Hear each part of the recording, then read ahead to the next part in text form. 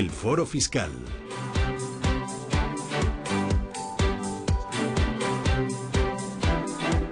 Les vuelvo a recordar el teléfono para que nos vayan llamando, vayan dejando sus dudas sobre fiscalidad, sobre impuestos. Declaración de la renta, que empieza la semana que viene la campaña, y seguro que tienen muchas dudas que les vamos a intentar resolver hoy. 91-533-1851, 91-533-1851, también un correo electrónico, consultoriocapital@intereconomia.com. Saludo a Jesús Ruiz Ballesteros, economista y abogado, y director de Ruiz Ballesteros Abogados y Asesores Fiscales. Jesús, ¿qué tal? Muy buenos días. Buenos días a todos. En plena Semana Santa, imagino, por tu zona, ¿no? Bueno, yo estoy deseando poder irme para Granada. Me iré esta misma tarde. En cuanto nos juegues toda la procesión. Más o menos. Bien. Oye, hay que hablar enseguida de la campaña de la renta. No, hay que hablar, nos tienes que recordar fechas clave, desde cuándo vamos a poder hacer el borrador y todas estas cosas, y alguna cosa práctica. Pero antes hay que hablar de recaudación. Recaudación de la del año pasado, esa cifra casi récord. Subieron los ingresos tributarios más de un 6%, muy cerquita de los 200.000 millones de euros. Y recaudación la de este año. Espera Montoro recaudar 210.000 millones. Desde Gesta y desde la CEO dicen que va a ser demasiado optimista. Bueno, así las cifras no son malas, ¿no? Hombre, la verdad que en cuanto a recaudación, España ha subido muchísimo. Esa es la verdad, y probablemente suba más. Es cierto que está entrando a inspeccionar algunos sectores en los que debía entrar, ciertamente. En otros quizás esté presionando en exceso, como son autónomos en sí, pero está entrando en algunos que, digamos, históricamente no se les inspeccionaba y se les dejaba, ¿no? Que pueden ser más médicos. ¿Y para este año tú eres optimista también? ¿O se puede alcanzar esa cifra de recaudación? Hombre, yo creo que si la han propuesto es que se puede alcanzar, desde luego, porque lo tienen bastante bien calculado, eso es cierto. Puede que sí, puede que sí. Oye, el año pasado subieron los ingresos por IRPF a pesar de la rebaja de impuestos. Esto es una clase de teoría económica la que podemos dar y explicar, ¿no? Pues sí, hombre, el subir impuestos, que subieron los impuestos, sí, en cuanto nos suben impuestos y aumenta recaudación, lo que ocurre es que deberíamos tener buenos servicios, que sí. Eso es lo que no compensa, y rebajar nuestra presión. Bueno, lo suyo sería rebajar la presión fiscal. Yo creo que una buena recaudación, si es equitativa y si recauda donde debe recaudar, al final podría dar lugar a una rebaja de impuestos. Eso es cierto. Pero que digo que lo que bajó fue el IRPF y subió los ingresos por este tipo de impuesto, por IRPF. ¿Cómo, perdona? ¿Que bajó? Que bajaron el IRPF, bajaron algunos tramos y subió la recaudación, aumentó la recaudación por IRPF. Claro, es que aunque pueda parecer... Sí, puede parecer un poco incongruente, ¿no? Puede parecer puede parecer lo contrario. Sí. Claro. ¿Me oyes? Sí, te oigo. Perdona, en el momento que bajas y puedes contratar más gente, realmente lo que ha habido es un aumento de la contratación. En un año ha habido 500.000 personas más contratadas. Yeah. Con lo cual, aunque hayas bajado un porcentaje, hay mucha más gente cotizando y mucha más gente pagando impuestos. Ahí se nota la recaudación. ¿Qué te parece la rebaja del IRPF en los próximos presupuestos si es que salen adelante? Bueno, a mí me parece bien. El bajar IRPF a mí siempre me va a parecer bien, casi siempre, en general, ¿no? Es verdad que hay rentas más bajas que en cuanto le metes unos porcentajes, 1 o 2 puntos, se notan, ¿no? Se notan y viene bien, ciertamente. Luego además podrá aumentar el consumo, con lo cual no tiene por qué haber una rebaja de recaudación, ¿no? Pero es verdad que también se podría rebajar a las rentas más altas, ¿eh? No nos equivoquemos, que también estamos hablando del 45-46% y en algunas comunidades más en los IRPF, que eso también me parece excesivo, sinceramente. Y mirando la semana que viene, campaña de la renta, empieza esa campaña desde el próximo 4 de abril y hasta el 2 de julio, ¿verdad? Se puede confirmar el borrador y presentar la declaración. Efectivamente, y la verdad que vamos a tener bastantes novedades, y sobre todo con lo que ellos le llamamos, el plan le llamamos, y la renta web y la aplicación de renta de Hacienda. Yo no es que quiera meterme con Hacienda, pero a mí el plan le llamamos, valga la redundancia, me llama mucho la atención. ¿Por qué? Pues porque esto de que te llamen y te hagan preguntas... No sé yo, no quiero yo animar a contestar a todo el mundo, porque se saca más información de la que uno pueda pensar. sin darse cuenta siquiera. Entonces, yo recomiendo siempre que vayan a su asesor fiscal y hagan su declaración de la renta. Mucha gente nos dice que van a Hacienda a hacerla, está muy bien y no le cobran nada y demás, pero bueno, nosotros hemos recibido a clientes después de la declaración de la renta, años después, porque a pesar de haberla hecha en las oficinas de Hacienda, les han llegado cartas posteriormente reclamando información o indicando que está mal hecha la declaración, etcétera. Con lo cual no tiene por qué ser perfecto el ir a la propia agencia tributaria a realizar la declaración. Contaremos más cosas en próximas semanas de la declaración de la renta. Vamos con los oyentes, Jesús, si te parece. Saluda a David. Muy ¿Qué tal? bien. David, buenos días. Hola, buenos días. Cuéntenos. Mire, quería hacer una pregunta, y es en relación a que yo compré acciones en un banco francés, acciones de una empresa francesa, y las vendí el año pasado, y quería saber cómo declararlo de cara a este ejercicio. Perfecto. Muy bien. Gracias, David. Bueno, pues igual que las acciones de cualquier empresa española y cualquier otra ganancia patrimonial. En el momento de la venta de unas acciones que teníamos en cartera, se genera una ganancia patrimonial o una pérdida si se han vendido por menor valor del que se adquirieron. Pero conceptualmente es una ganancia patrimonial para declarar en el impuesto sobre la renta. Vale, o sea que igual que se hubiera comprado con cualquier banco de aquí, ¿no? Efectivamente, Sin ninguna novedad. exactamente igual. Vale, vamos con el correo electrónico. Nos dice este oyente: somos 10 hermanos, que en el año 1994 heredamos a mi padre el 50% de su vivienda. Dice que el otro 50% lo conservó mi madre, que habitaba la vivienda con una de mis hermanas, que la heredó al fallecer mi madre en 2014. Añade, en 2016 Hacienda me incluyó en el IRPF el 5% de esta vivienda, donde solo viven 2 de mis hermanas. ¿Es correcto? Pregunta. Al resto de hermanos Hacienda no les ha reclamado nada.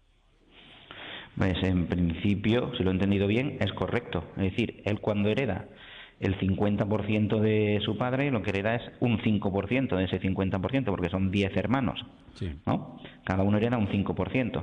Y ese es el que le están reclamando, porque ha dicho que del otro 50% de su madre Sí, la heredó su hermana. Por lo cual de ese 50% no tiene nada, pero sí del primer 50% de su padre le quedó un 5% en propiedad. Evidentemente tendrá una imputación de renta en el IRPF por ese 5%. Y que no le ha llegado nada a sus otros hermanos, que no se compare, porque no dice dónde están sus hermanos, ¿no? No dice que sus hermanos estén en la misma ciudad o dejen de estar, y en fin, cada uno... ¿Puede depender de eso? Puede depender del actuario en concreto que esté revisando los casos que le hayan caído en su mesa, que le hayan dejado encima de la mesa. Digo actuario, me refiero al funcionario de Hacienda. Por orden de llegada, vamos. Sí, por acumulación de trabajo. por reparto, por acumulación de trabajo, o sea, es imposible compararse con nadie, ni con tu mujer, ni con tu hermano, ni con tu vecino. Cada uno, para Hacienda somos independientes totalmente. Perfecto, pues resuelta esa respuesta. Saludos a José Luis. ¿Qué tal, José Luis? Buenos días. Buenos días y muchas gracias por vuestra atención y por vuestra ayuda. Nada, como siempre digo a ustedes, por llamarnos. Díganos. Mira, yo quería hacer una consulta en relación a esta OPA de Abertis, que entre ACES y Atlantia van a hacer una OPA, parece ser, ¿no? Sí. Entonces, yo lo que he leído es que si consiguen el 90% harán una OPA de arrastre o algo así, y si no lo consiguen, si consiguen menos del 90% de las acciones, pues harán una exclusión de bolsa. Entonces, yo lo que quería saber es si fiscalmente tiene las mismas implicaciones. Si yo vendo en la OPA, pues tendré las plusvalías que tenga y a tributar y ya está. Ahora, si es una OPA de arrastre o una exclusión de bolsa, ¿uno viene obligado a tributar igual o no? Buena pregunta. Gracias, José Luis. Bueno, vamos a ver, la pregunta es buena, ¿no? Creo que entrar aquí en las OPAs de arrastre, OPA hostil, etcétera, nos daría para 7 mañanas como esta, ¿no? Fiscalmente, que es lo que le preocupa, lo que tiene que ver es si ¿En qué le va a cambiar que sea una cosa u otra, claro? Efectivamente, si él va a mantener las acciones o va a transmitir las acciones y a desprenderse de ellas. Si se desprende de las acciones, le va a generar una ganancia o pérdida patrimonial en función del precio de venta y el precio de adquisición. Tan sencillo como eso. Si no se desprende de las acciones, habrá que ver a qué valor le quedan las acciones, porque A veces puede que haya un split y modifiquen el valor de las acciones, o puede que no, y las continúen ahí según como si se están adquiriendo la empresa y la empresa la mantienen, puede que no haya ninguna variación. Si él mantiene las acciones, él no va a tener ningún problema, no se le ha modificado nada. O sea, estamos comprando una empresa, pero la empresa, ACS o Abertis, están comprando una empresa, pero no hace nada, es decir, la empresa sigue ahí. Si sigue ahí y yo tengo acciones de esa empresa y ese valor no modifica ni yo las transmito, pues no tengo ninguna implicación fiscal. Y luego veremos si... O sea, en acciones puede haber dos implicaciones fiscales, un reparto de dividendos y una transmisión. La transmisión irá a ganancia patrimonial y el reparto de dividendos irá a rendimiento del capital mobiliario en el IRPF. Esa es la implicación fiscal. Perfecto. Vámonos hasta Castellón. Vicente, ¿qué tal? Buenos días. Hola, buenos días. ¿Hay mucho turista por allí, por cierto? ¿Cómo está? Bueno, pues sí, de momento sí. Bien. De momento, y hace buen tiempo, pues eso es lo principal. Fenomenal. Bueno, Díganos. una pregunta. Yo estoy operando en bolsa y resulta que tengo que hacer la declaración de renta. Y voy al gestor y me dice que yo opero en 4 cuentas. Y me dice, oye, eso no puede ser eso. Porque resulta que tú tenías que vender las primeras y tal y que cual. Y luego, claro, y yo estoy confuso ahora, porque estoy operando con 4 bolsas y dice que eso no es correcto. A ver si me puede decir algo el asesor. No sé si tiene alguna duda, Jesús, antes de despedirle. Bueno, no, la verdad que no, porque yo no creo que tenga ninguna implicación especial el operar en 4 o en 7.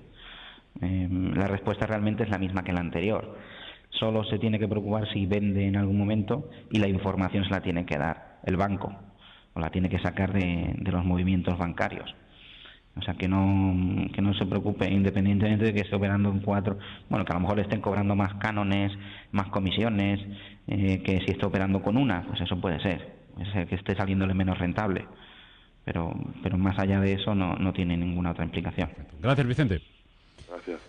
Tengo correo de Luis de Sevilla que nos deja varias consultas, así que si te parece vamos a ir poco a poco y la vamos intercalando con alguna llamada de nuestros oyentes. Dice, la primera, si en la condición de profesional o empresario se adquiere un vehículo privado de mercancías o transporte a un particular, la pregunta es si se puede renunciar a la exención del IVA evitando el pago de ITP por inversión del sujeto pasivo. Bien, en principio no. O sea, creo que está confundiendo esa pregunta este señor con inmuebles. En los inmuebles, la segunda transmisión está exenta de IVA, pero puede operar la que llamamos inversión del sujeto pasivo y renunciando a la exención del IVA siempre que comprador y vendedor sean empresarios, tengan actividad económica y el inmueble esté afecto a esa actividad económica del vendedor. Y el comprador tenga derecho a la deducción de las cuotas total o parcial del IVA. En ese caso sí podría operar la exención del IVA. Lo que se consigue con eso es que la operación tributa con IVA, que el IVA es compensable. Realmente, al haber inversión del sujeto pasivo, no lleva IVA una compra-venta de inmueble, fíjate lo que digo, y se paga simplemente ITP, que depende ya de la comunidad autónoma, pero suele estar entre el 1 y el 2% en esos casos. Y es una operación bastante... Pero es para inmuebles. En los vehículos no va a poder aplicar esa inversión de sujeto pasivo. Pregunta también si se da una señal para reservar la compra de un inmueble y no llega a realizarse la compra por arrepentimiento o imposibilidad del que aportó esa señal, ¿puede compensar esa pérdida con algún tipo de ganancias? Dice también, ¿es necesario algún requisito para poder compensar o solo es necesario justificantes o que el preceptor lo declare como ganancia? Pues es una buena pregunta. La verdad que primero que me la voy a apuntar para repasarla, pero en principio sí que sería una pérdida patrimonial y el justificante sería el propio contrato y bueno, yo haría después algún documento en el que